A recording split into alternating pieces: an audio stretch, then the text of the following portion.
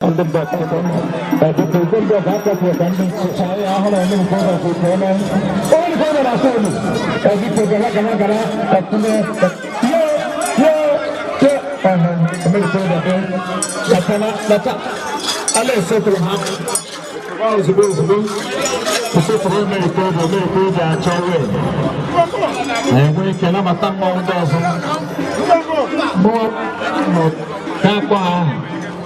pushing one, Jedi outside.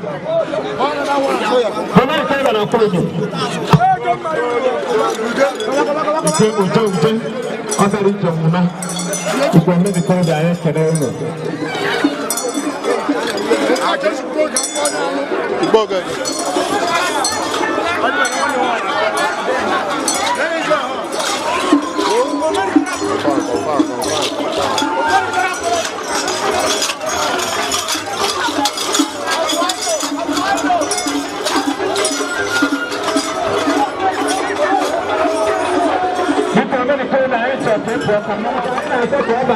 Two minutes.